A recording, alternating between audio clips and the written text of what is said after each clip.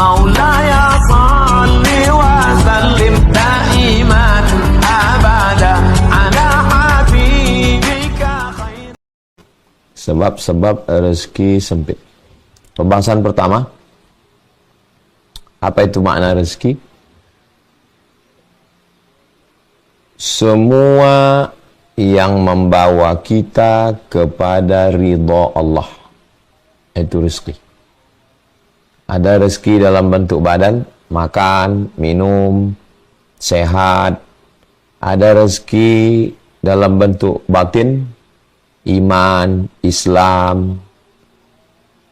Semua yang membawa kita kepada ridha Allah, itu adalah rezeki. Ada yang di luar diri kita, punya teman yang baik, punya tontonan yang baik, punya sahabat yang baik, punya tetangga yang baik, itu adalah rezeki. Jadi, definisi rezeki ini merubah cara pandang kita tentang orang yang mengatakan, alhamdulillah saya bisa berteman dengan dia, sejak berteman dengan dia rezeki saya lancar, padahal dia pecandu narkoba. Dia ngajak dugem, dia ngajak sakau, dia ngajak mabuk, itu bukan rezeki. Nah, jadi dengan berislam ini adalah merubah mindset, cara pandang. Sama-sama mobil, sama-sama satu merek, sama tahunnya, sama harganya, sama dialernya. Yang satu jadi rezeki, yang satu jadi laknat. Yang satu dibawa ngaji, dibawa ke panti asuhan. Yang satu lagi dibawa maksiat, dibawa dan seterusnya. Jadi orang yang mengatakan, oh si Anu rezekinya lancar ya, belum tentu rezeki. Nah, ini didudukkan dulu ini, kalau enggak nanti, kalau cara pandangnya adalah bahwa rezeki itu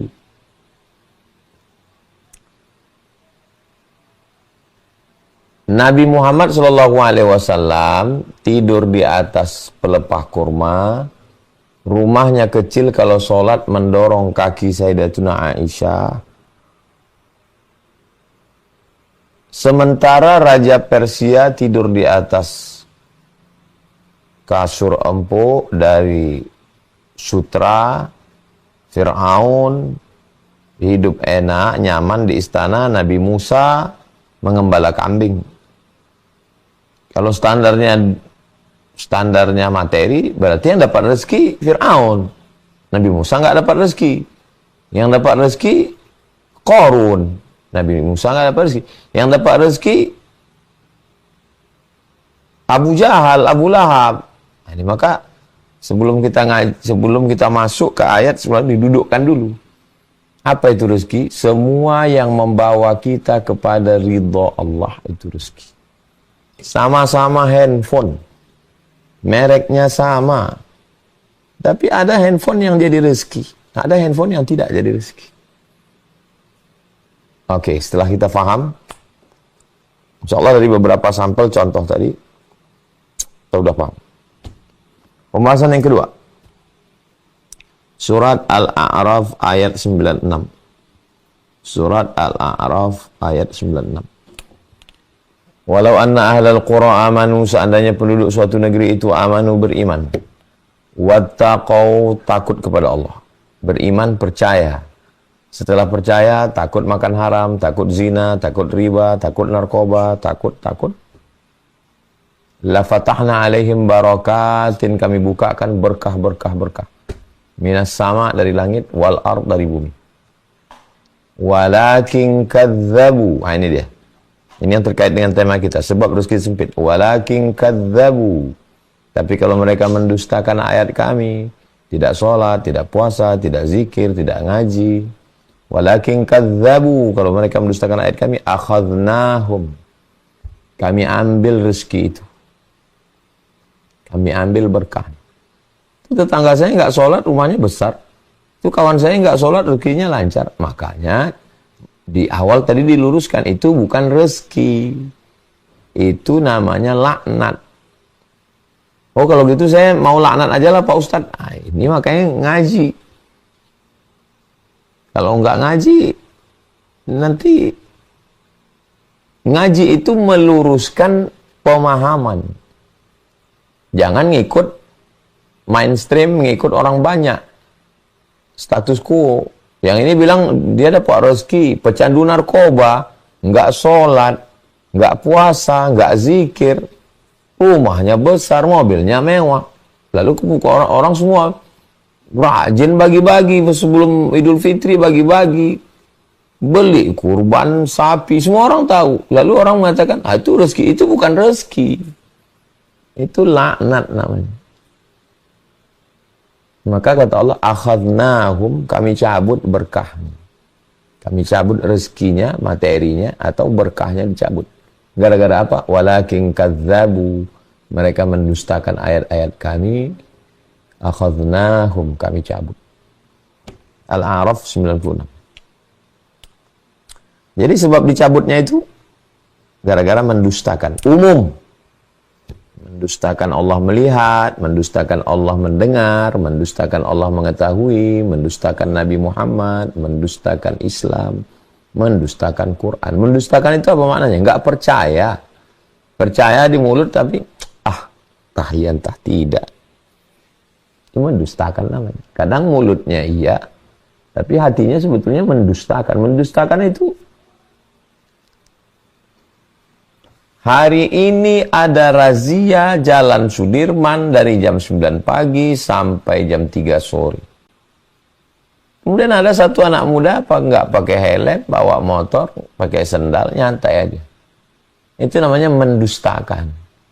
Itu mana mendustakan. Pas ditanya orang, kok nggak takut razia? Cuek aja. Kalau ada, alhamdulillah. Kalau ada ya kita mutar balik. Kalau nggak ada, itu namanya mendustakan. Nggak percaya. Walakin kadzabu, kalau mereka mendustakan, akhadnahum, kami cabut, kata Allah Subhanahu wa taala. Poin yang ketiga, surat Al-Anfal ayat 53. Surat Al-Anfal ayat 53. Dzalika bi anna Allah lam yakum mughayyiran ni'matan an'amaha 'ala qaumin hatta yughayyiru ma bi anfusihim. Allah tidak merubah rezeki seseorang. Allah tidak merubah rezeki seseorang.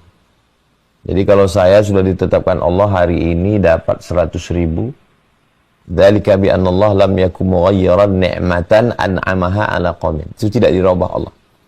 Lalu kenapa berubah jadi 10.000? Hatta yughayyiru ma bi anfusihim, mereka merubahnya dengan perbuatan diri mereka sendiri. Sebetulnya Allah sudah buatkan kuota. Allah sudah buatkan jatah. Orang ini mendapatkan 1.000 dinar. Tapi kemudian kenapa berubah? Dzalika bi anna Allah lam yakum mughayyiran ni'matan an'amaha 'ala qaumin hatta yughayyiru, sampai mereka sendirilah yang merubah. Gara-gara apa? Gara-gara ucapan, gara-gara pikiran, gara-gara perasaan, gara-gara perbuatan. Akhirnya Allah merubah. Keempat, hadis ini adalah diriwayatkan oleh Imam Ahmad bin Hanbal dalam kitab Al-Musnad. Innar rajula, sesungguhnya seorang laki-laki. Tidak hanya laki-laki, perempuan juga. Cuman biasanya kalimat itu dibuat laki-laki, perempuan masuk. Jadi cara menerjemahkannya, innar rajula, seseorang. La yuhramur rizqa, dia tidak dapat rezeki, bidzambi yusibuhu, disebabkan oleh dosa yang dia lakukan. Dia tidak dapat rezeki, rezekinya dicabut, rezekinya dirubah, rezekinya di-cancel, rezekinya di-delete, rezekinya dikurangi. Gara-gara apa? Bidzambi yusibuhu, karena dosa yang dia lakukan.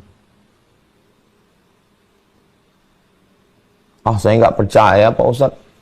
Itu yang punya tuyul kaya, yang korupsi kaya. Makanya di awal tadi saya luruskan dulu pemahamannya, bukan materinya, tapi jadi apa ini barang. Bukan bendanya, tapi bawa kemana dia. Kalau hanya sekedar membawa ke neraka jahanam, berarti dia hanya menjadi memberatkan azab aja. Berapa banyak orang punya jabatan, punya pundi-pundi duit masuk, Tapi duit itu tidak membawa dia kepada Allah. Hanya memperberat azab, hisabnya lama, dosanya banyak, dicelupkan, dibenamkan dalam neraka jahanam. Na'udzubillah. 5. Az-zina yurisul faqra. Sesungguhnya zina itu mewariskan kefakiran. Fakir artinya kurang. Kurang.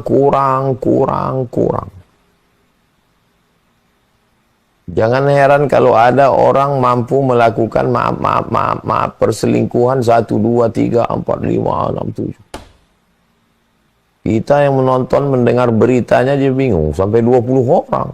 Sampai 30 orang. Apa ini? Yurisul faqra.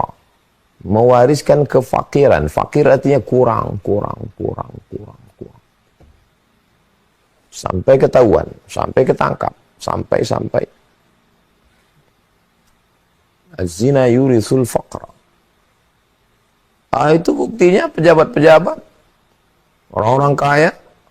Pergi ke Jakarta, pergi ke kota besar, hotel bintang 5, berzina dia Pak Ustadz. Tapi rumahnya megah, duitnya banyak, hidupnya mewah, tenang-tenang aja.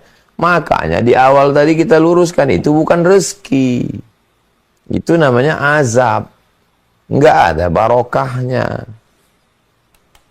Saya, Rabu yang lalu, besok Rabu yang lalu. Heran saya Pak Ustadz. Dia orang datang ke saya tamu. Duitnya banyak, tanahnya luas. Saya tahu dia orang kaya. Nggak pernah bantu pondok, nggak pernah dekat ulama. Sudah nggak bisa jalan, masih tetap juga lagi nongkrong di warung kopi, ngomong yang enggak. Nggak pernah beribadah, nggak dekat ulama, nggak pernah pondok, nggak pernah ke masjid, nggak pernah sedekah. Terus jawaban saya, itulah adilnya Allah, saya bilang. Loh, kok adilnya Allah? Iya, disitulah adilnya Allah. Dia korupsi, dia makan haram, dia zalim, dia aniaya, sehingga hatinya tertutup untuk berbuat baik. Coba seandainya koruptor-koruptor itu, duitnya dibangunkannya ke masjid, dia bersedekah. Mati dia, dapat pahala dia kan, mengalir. Sampai bingung, heran. Kok bisa nggak terpikir di kepalanya untuk bersedekah? Ya disitulah adilnya Allah Subhanahu Wa Taala. Makanya dalam Al-Quran itu katakan yudhillu bihi katsiran, banyak yang disesatkan Allah. Wa yahdi bihi katsiran, banyak yang diberi hidayah oleh Allah. Siapa yang disesatkan Allah? Wa ma yudhillu bihi illal fasiqin. Yang disesatkan Allah itu adalah orang-orang yang fasik. Disesatkan Allah sekalian. Umurnya dipanjangkan, duitnya dibanyakkan, puasanya dilancarkan. Jalur-jalur dosanya mengalir licin, cepat melesat. Supaya apa? Supaya semakin dalam azabnya. Justru kita merenung. Sholat kita biasa aja.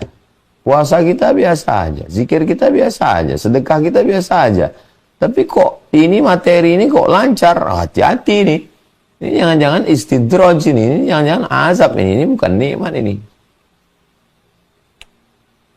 Itu perlunya merenung. 6. Poin ke-6. Ma min qaumin, sekelompok masyarakat, yazharu fihi murrisha, di tengah mereka itu sudah merajalela riswah, sogok, illa ukhidha birru'bi, maka di dalam hati mereka ditanamkan rasa takut, cemas, galau. Di mana kejadian ini sekarang? Amerika. Masyarakat Amerika itu ketakutan, fobia. Takut aja bawaan. Itu bisa dilihat dari film-filmnya. Takut ada monster, takut ada UFO, takut ada makhluk dari laut, takut makhluk dari langit. Bawaannya takut aja. Itu gara-gara apa itu? Gara-gara riswah, sogok. Duit riswah dibelikan ke makanan, barang haram masuk ke badan, tidak memberikan efek apapun, melainkan hanya ketakutan, kecemasan, darah tinggi, cemas, takut, ngaruh ke gula, ngaruh ke darah, ngaruh ke tingkat stres, kesehatan mental. Tak kemana-mana itu efeknya. Oke, yang ke-8. Surat Al-Fajr ayat 16. Surat Al-Fajr ayat 16. Wa amma idza mabtalahu, ada orang-orang yang ketika diuji Allah, faqadara alaihi rizqahu, lalu rezekinya disempitkan Allah, fayaqulu rabbi ahanan, lalu dia mengatakan Tuhan sedang menghinakan saya. Dibantah Allah, kalla, tidak, kalla, bukan begitu cara memahaminya. Ada orang yang dilapangkan rezekinya, lalu dia berkatakan, Rabbi akraman, Tuhan memuliakan saya. Duitnya banyak, padinya banyak, berasnya banyak, mobilnya banyak, rumahnya banyak. Rabbi akraman, Tuhan memuliakan saya. Wa amma idza mabtalahu, ketika dia diuji, faqadara alaihi rizqahu, rezekinya dikurangi, fayaqulu rabbi ahanan, Tuhan sedang menghinakan saya. Kalla, tidak begitu. Kalau kaya hobi sedekah, kalau miskin bersabar, the best. Kaya hura-hura, miskin stres, salah. Kaya bersyukur, miskin galau, masih 50-50. Tapi yang puncaknya adalah kaya bersyukur, susah bersabar. The best. Kaya lupa sama Allah, miskinnya makan haram. Na'udzubillah. Nah, jadi Islam datang merubah cara pandang. Wa amma idza mabtalahu, orang-orang yang diuji Allah, disempitkan rezekinya, lalu kemudian dia mengatakan, Rabbi ahanan, Allah sedang menghinakan saya. Kalla, tidak demikian. 9. Poin ke-9. Al-Qalam ayat 45. Al-Qalam ayat 45. Wa umli lahum, aku ulur. Ibarat main layang-layang, wa umli, aku ulur, talinya diulur supaya makin tinggi nyangkut. Makanya kalau hidup kita ini agak ada macetnya dikit, kita introspeksi diri, syukur. Yang dikhawatirkan itu diulur, nyangkut, nggak bisa turun. Paksa putus benang. Mau ditarik, nyangkut, mau dipanjat, nggak bisa, udah terlalu tinggi. Paksa diputus. Wa umli lahum, ada orang-orang yang kuulur. Inna kaidi matin, sesungguhnya tipu dayaku sangat kuat. Na'udzubillah. Berada dalam tipu daya Allah. Wa makaru, mereka menipu Allah. Wa makarallah, Allah balas tipu mereka. Na'udzubillah. Poin ke-10.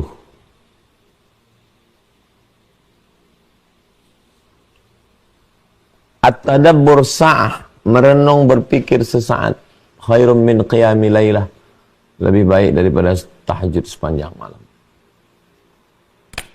Bagi yang ada rezeki dibukakan Allah, coba merenung sejenak. Apakah dengan rezeki ini saya sholat makin khusyuk? Apakah saya makin rajin silaturahim? Apakah saya makin rajin bersedekah? Kalau iya, ini nikmat. Alhamdulillah. Dengan lancarnya ini, sholatnya makin kacau. Silaturahim putus. Zikir nggak pernah. Nggak peduli kepada orang. Waspada. Hati-hati.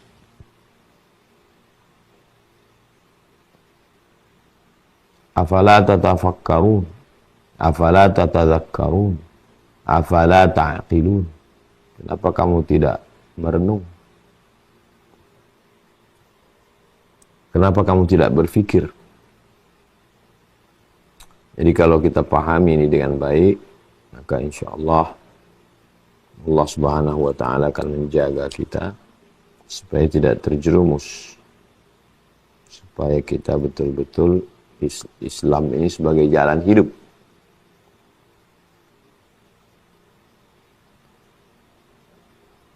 Yang terakhir, yang ke-11.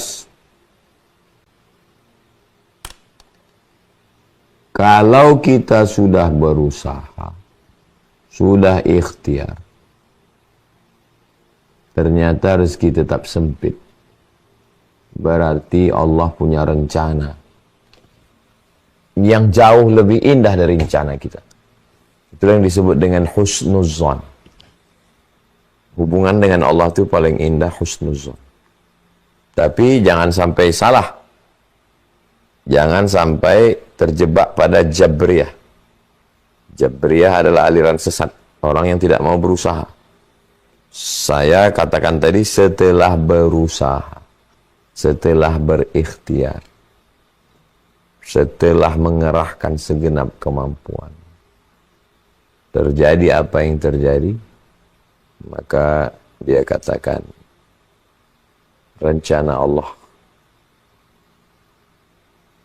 Mungkin dengan sempitnya rezeki ini, kita bisa lebih lama sujud, lebih banyak zikir, lebih banyak waktu dengan keluarga, bersangka baik dengan Allah. Husnuzon kepada Allah. Ridha menerima takdir Allah. Setelah usaha. Jangan sebelum usaha, ini belum apa-apa, udah serah aja sama Allah. Bukan gitu.